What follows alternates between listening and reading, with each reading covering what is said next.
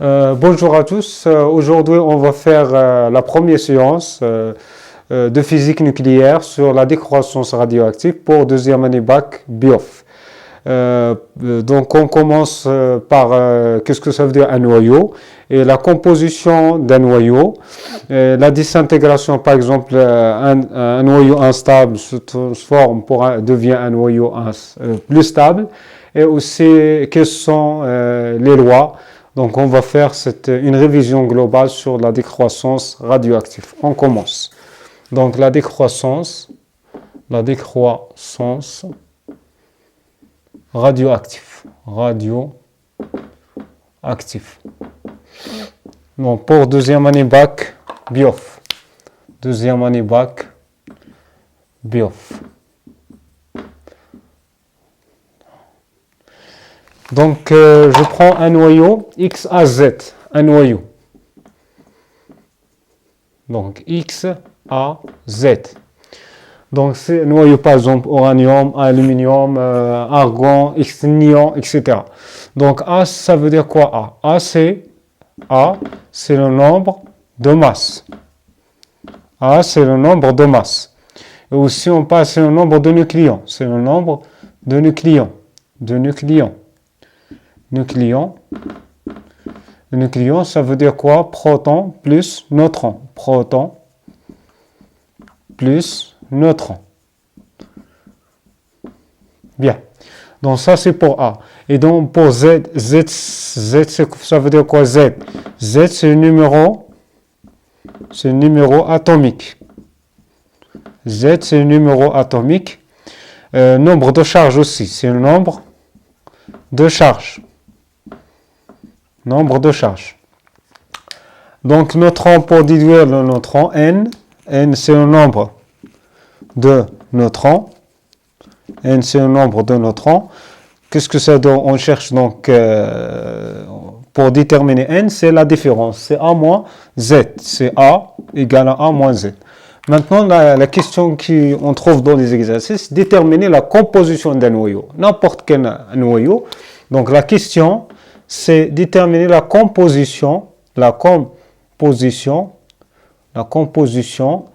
noyau. Par exemple, je prends deux exemples de noyaux. Par exemple, le noyau de uranium 238,92 et aluminium 27,13.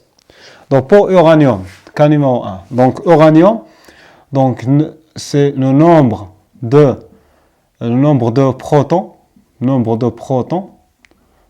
protons, Z égale à quoi? C'est 92, égale à 92.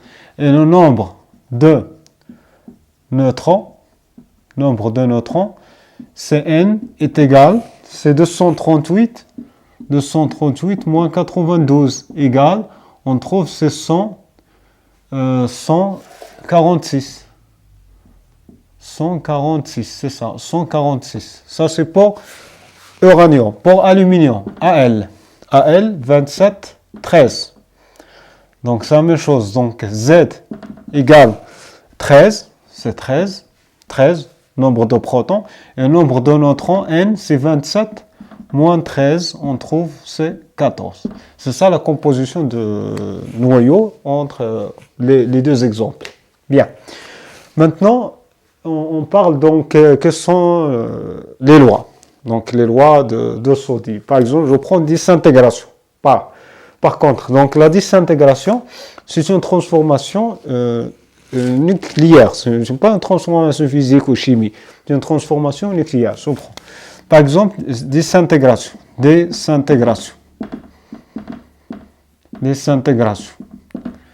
Donc, désintégration, la définition, c'est une transformation nucléaire au cours de laquelle un noyau instable, se transforme en un noyau ou un noyau stable avec émission des particules, avec émission des particules, avec émission des particules. Cette particule, je prends par exemple soit alpha, bêta moins, bêta plus. Cette désintégration prend comme ça. Par exemple, un noyau pair AZ, XAZ se désintègre. Noyau fils A'Z' plus une particule émise X A seconde, Z seconde. C'est ça, c'est une particule émise ici. Transforme en 3. Soit désintègre par hélium 4, 2, alpha, soit par bêta électron 0-1, c'est bêta moins, soit par positron 0 plus 1, positron bêta plus. C'est ça. Noyau pair, ce noyau pair cherche la stabilité. Ça, c'est pour désintégration. Maintenant, on va voir les lois de Soddy à partir de cette désintégration. Donc, les lois de Soddy. Les lois, quelles sont les lois? Les lois de Soddy.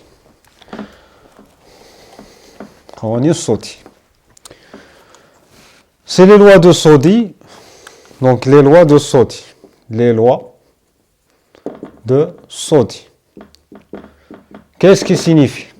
Loi de Soddy, comme une réaction. On trouve un connu. De connu, on trouve un inconnu. De connu, inconnu. C'est ça. Donc, c'est A égale A' plus A seconde. Et Z égale Z' plus Z seconde. On trouve par exemple après, on partit comme équation de premier ordre. C'est ça. Les lois de Soddy, c'est simple. Donc à bientôt. Il faut partager avec mes amis. Donc il y a plus de vidéos, Inch'Allah. Donc bon courage.